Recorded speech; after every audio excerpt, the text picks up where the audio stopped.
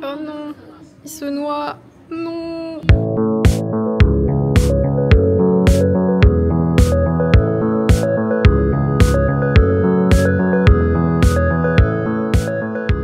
Hello à tous, bienvenue dans cette nouvelle vidéo. Aujourd'hui, je vais vous proposer l'itinéraire idéal pour profiter de Noël à Paris. Alors au programme, on va commencer par un salon de thé décoré vraiment spécialement pour Noël. Ensuite, on va essayer d'aller voir toutes les plus belles illuminations de la capitale à voir en ce moment. Donc j'ai prévu une grosse balade faisable à pied. Et on va finir par un restaurant qui va être parfait vu les températures. Et d'ailleurs, je sais pas si vous allez me croire, mais regardez le temps qu'il fait aujourd'hui.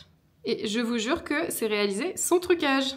Donc je vais aller m'habiller très chaudement vu le temps et puis bah c'est parti pour cette grosse balade. Mais avant qu'on parte, n'oubliez pas de vous abonner à ma chaîne pour ne pas rater mes prochains itinéraires de balade pour profiter à fond de Paris. J'aime trop!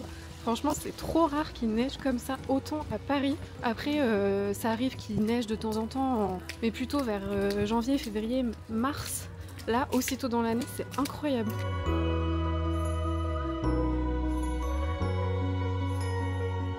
Je suis bien dans l'ambiance de ma vidéo du coup, il n'y a pas de problème. J'aurais tourné YouTube dans toutes les conditions possibles. Je suis grave déçue parce qu'à Montreuil, il y avait trop de neige, vous avez vu? Et en fait, à Paris, c'est de la pluie. Ça fond instantanément, du coup, ça fait pas du tout la même ambiance.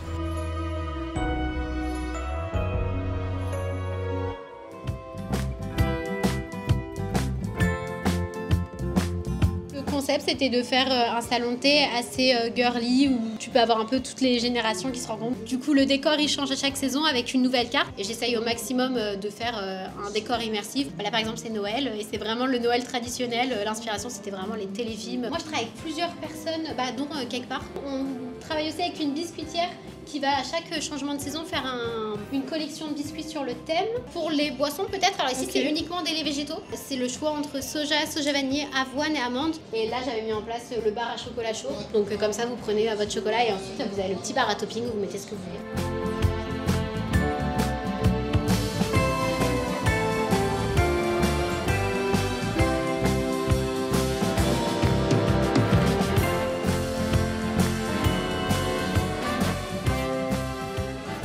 Oh non, il se noie. Non. Il prend un bain.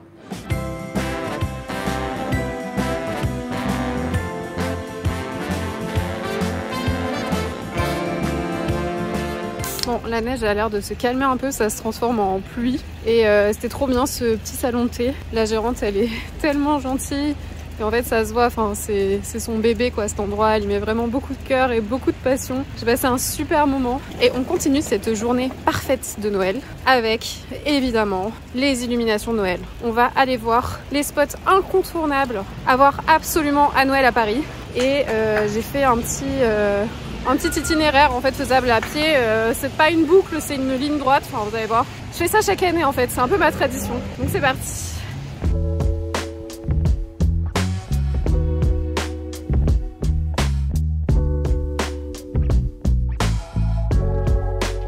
Le premier spot de notre balade à la découverte des plus beaux lieux avec les illuminations de Noël à Paris, je commence avec l'avenue Montaigne. Et qui m'a rejoint pour faire cette petite balade avec moi? Il est là. Non, c'est bon, tu peux venir, arrête de te cacher. Hey yo, gang! On va faire cette petite balade tous les deux. Et en plus, on arrive pour le coucher de soleil, donc je sais pas si on voit trop, mais il y a un petit bout de orange là-bas, c'est vraiment trop joli. Dans cette avenue, les boutiques de luxe et les grands hôtels se parent d'une scénographie féerique pour les fêtes chaque année. On a trouvé la plus belle façade de toute l'avenue Montaigne. Je crois que vous n'êtes pas prêts, c'est trop beau. Oh, ah non mais j'en reviens pas. Mais alors le clou du spectacle cette année, c'est vraiment la façade de cette boutique Dior. Entre les horloges à coucou, mais aussi les monuments parisiens emblématiques miniatures, les sacs et les tailleurs iconiques de Dior qui scintillent et qui s'animent. Et si vous marchez un peu sur le côté de la boutique, il y a même des vitrines avec des petits décors miniatures qui retracent l'histoire de la maison Dior. Et pour info, il s'agit d'un décor éco-responsable qui a été conçu à partir d'une installation qui était déployée l'année dernière à New York. Alors, juste à côté de l'avenue Montaigne, évidemment, on ne peut pas rater les Champs-Élysées puisque chaque année, c'est quand même la plus belle avenue du monde avec toutes les illuminations. Cette année, c'est encore du doré. Moi, je trouve qu'il faudrait un peu changer de couleur, même si c'est très beau. On va voir ça.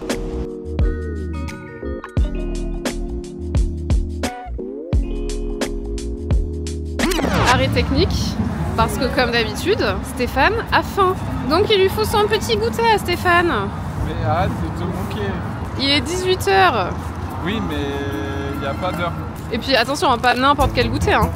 Un petit cake matcha. Marbré matcha. Qui est fait pour toi ce midi, parce que mental breakdown, voilà. Ah mais ça faut pas le dire. Bah si, on peut le dire. C'est bon, t'as rechargé tes batteries? Je suis full sucre. On peut repartir? Je peux courir de là à là-bas en moins d'1 seconde. Maintenant, l'objectif, c'est d'attendre que le passage piéton soit vert pour faire la plus belle photo au milieu des Champs-Élysées. Mais il est pas vert. Non, là, il est rouge, donc on va pas y aller. C'est de fou.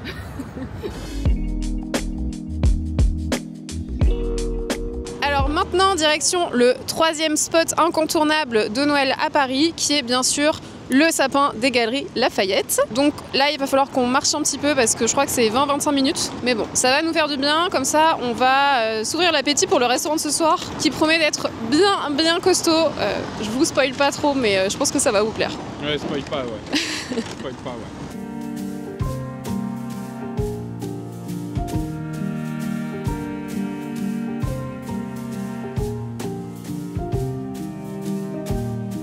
Aux Galeries Lafayette, on admire le 130e sapin de Noël qui trône sous cette grande coupole. Il a été imaginé cette année par le designer suisse Kevin Germanier, qui est connu pour ses créations éthiques et glamour à partir de matériaux recyclés. Il s'est inspiré des vitrines des années 1950 et aussi de la façade byzantine qui a été restaurée pour imaginer cet immense sapin avec 20 000 points lumineux programmables et une animation son et lumière qui a lieu toutes les 30 minutes.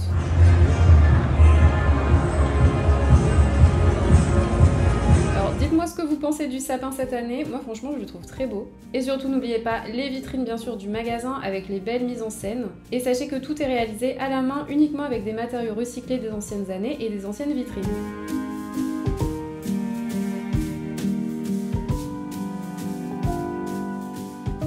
Alors maintenant on se dirige vers le spot numéro 4 de cette balade et qui est sûrement mon spot préféré de Noël. Ça s'appelle le Village Royal et c'est juste là. Le Village Royal est un passage du XVIIIe siècle qui a beaucoup de charme et qui en plus n'est pas très connu. Regardez, on était quand même assez tranquille. C'est vraiment un endroit que j'adore. Et voilà, regardez comment c'est trop beau. Alors l'année dernière aussi c'était déjà une montgolfière, hein, donc vraiment ils se sont pas foulés cette année. Mais elle est carrément trop belle.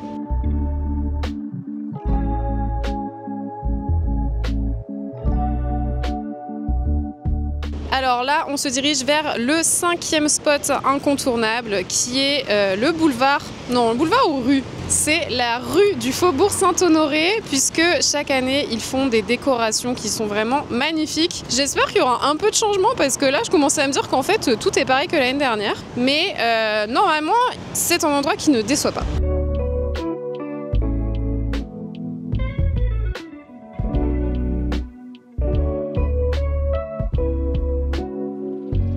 Et notamment dans cette rue, ce qui est absolument incontournable à voir, c'est la place Maurice Barrès. Alors, je ne sais pas comment ça se prononce. Moi, j'ai tendance à prononcer toutes les lettres. Je ne sais pas si c'est Maurice Barré ou Maurice Barrès. Ne m'en voulez pas, je viens du sud, je prononce les S à la fin des mots. Et ici, en fait, dans cette place, il y a la boutique Dior à nouveau et la boutique Chanel qui à chaque fois se battent pour avoir la plus belle devanture. Donc, dites-moi en commentaire celle que vous préférez. Oh, celle de Dior. Non mais Dior, par contre, ils ont tout donné cette année. Hein. C'est un océan avec des hippocampes et des étoiles de mer. Non mais c'est magnifique.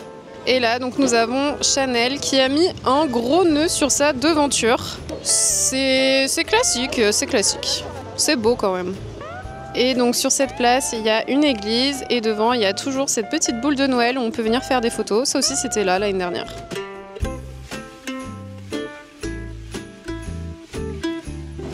Alors là, donc nous en sommes au 6e spot de Noël. Ça commence à faire une grosse balade. Hein. Donc nous allons voir un des plus grands marchés de Noël et peut-être le plus connu de Paris, qui est le marché de Noël du Jardin des Tuileries. Et c'est vrai que c'est un marché que j'aime bien parce qu'il a un côté un peu fête foraine. En fait, il y a plein d'illuminations, il y a plein de manèges. C'est un peu la fête. Donc voilà. Je trouve que c'est quand même un endroit incontournable si vous voulez profiter de l'ambiance de Noël à Paris.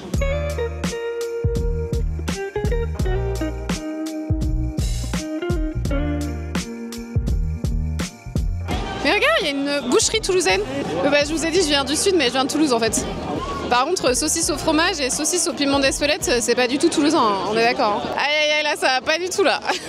Par contre, il y a un monde fou. Bon, après, il est 19h, hein, donc c'est normal, mais on est en semaine quoi, c'est pas les vacances. Regardez le monde qu'il y a. Et ouais, ça fait vraiment fête foraine avec les manèges et tout pour les enfants. En vrai, c'est cool pour venir en famille du coup. Mais par contre, ce qui est bien dans ce marché, c'est qu'il y a une grosse partie avec un coin gourmand en fait. Enfin, des stands food. Oh, je suis coiffée comme un as de pique, c'est affreux avec mon écharpe là. Voilà, par contre, franchement, bon courage si vous voulez venir manger ici parce qu'il y a tellement de monde. Oh, ouais, je pense que j'ai bien fait de réserver un autre resto pour ce soir. Stéphane, il dit qu'il y a autant de monde parce qu'en fait, c'est que des dates. Les petits, hein, rien que ça date ici. Hein. C'est vrai qu'il y a beaucoup de jeunes. C'est le coin date pour Noël en fait.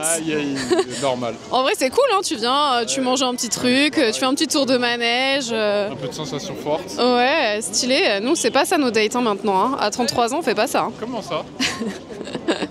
Ok, les petits zouzous, on va 5e spot. Mais t'as déjà dit 5 tout à l'heure. Il en reste 2, parce que c'est le 7e en fait.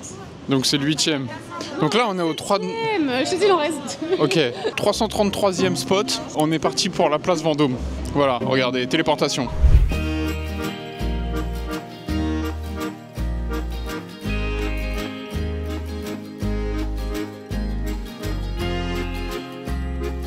Voilà, on est place Vendôme. Alors c'est très beau, c'est toujours comme l'année dernière. Je suis pas aigrie, mais je sais pas, je suis un peu déçue quand même qu'ils aient pas fait un peu plus d'efforts cette année. T'en penses quoi? Moi j'en pense que c'est pas les endroits qui changent, c'est les gens. C'est les gens qui changent. Est-ce qu'on est différent de l'année dernière? Ah j'avoue, faut aller voir la vidéo de l'année dernière. Et en plus, pour la petite anecdote, l'année dernière, on avait commencé par ce spot. Et en fait, c'était le soir même où les sapins devaient s'allumer. Et véridique, je vous jure, les sapins ne marchaient pas. Il y a un monsieur qui est venu réparer les ampoules. Qui était dans les sapins. Et du coup, on a attendu pendant 1 heure que les sapins soient réparés. Non mais tout en sachant qu'on est arrivé 2 heures avant. Oui, sachant on est arrivé, ouais, parce que j'avais mal calculé mon horaire. On vient pile le jour où les sapins ne marchent pas. Allez, fais une petite prière pour qu'ils s'allument. Fais un sort comme dans Harry Potter. Lumos. Ok, déjà il y en a 1 sur 2 qui marche, c'est mieux. Franchement, on a la poisse. Vous pouvez aller la voir, hein. C'était ma première vidéo de tout YouTube quand même, donc enfin n'allez pas la voir parce qu'en vrai je filmais trop mal et genre j'ai un peu honte de cette vidéo je crois. Mais c'est un bon souvenir. Allez, c'est bientôt la fin de cette balade. On se dirige vers le 8e et dernier lieu à voir absolument à Noël. C'est la Galerie Vivienne. Donc quand j'y suis allée la dernière fois, il y avait déjà les décos Noël, mais il n'y avait pas le sapin. Donc là, j'ai envie de voir si ils ont enfin mis le fameux sapin, parce que c'est quand même ce qui est trop beau dans la Galerie Vivienne. Et comme ça, je vais la montrer à Stéphane, parce qu'il ne l'a pas vu. Même si je pense qu'il s'en fiche un peu. La Galerie Vivienne, qui a été construite en 1823, est l'un des plus beaux passages couverts de Paris et c'est vraiment un lieu enchanteur à Noël avec toutes les décorations de Noël, c'est magnifique.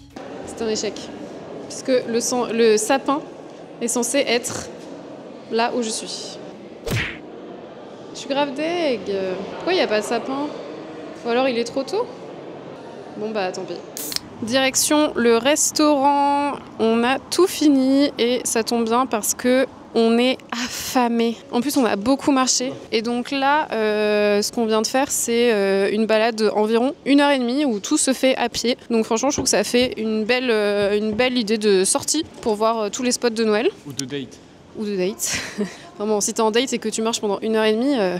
Bah, si t'es sportif. Ouais. Et on va au resto, mais je vous dis pas encore ce que c'est. Alors, je vais arrêter de faire le suspense. Où est-on? Nous sommes au Plomb du Cantal, rive droite, qui est une institution parisienne pour manger de l'aligot. Voilà. Donc ici, on mange que des spécialités aveyronaises avec aligot, truffade, magret de canard, voilà. Que des bonnes choses. Et moi, je suis vraiment venue pour l'aligot. Et la truffade, je connaissais pas du tout. Donc apparemment, c'est des pommes de terre avec de l'ail et de la tome.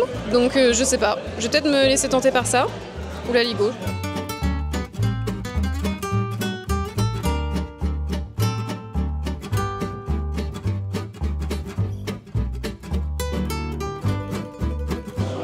là, on est sur de l'aligot maison. Ah, je suis obligée de lever la caméra tellement ça, ça file. Et du coup, Steph, il a pris de la truffade. Et c'est pas très appétissant comme ça, je trouve.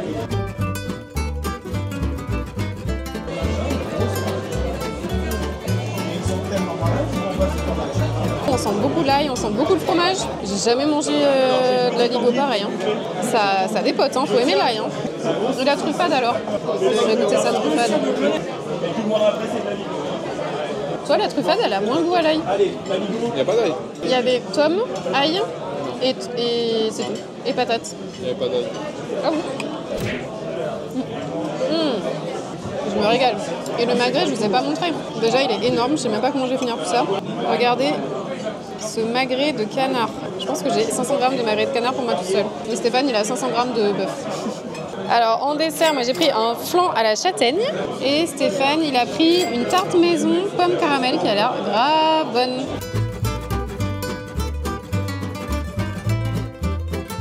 Bah ouais, c'est bon, c'est un petit flan.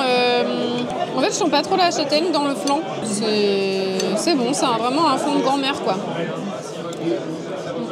Comment ça? Un flan de grand-mère?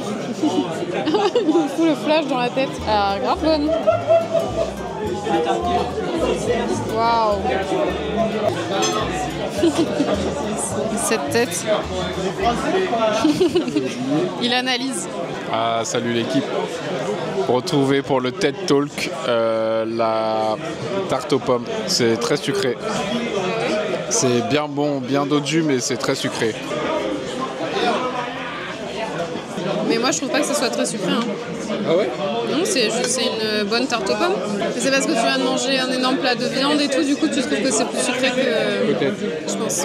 Le restaurant est plein à craquer. Ça se voit que c'est vraiment une institution. Les gens se battent pour venir manger l'aligot ici.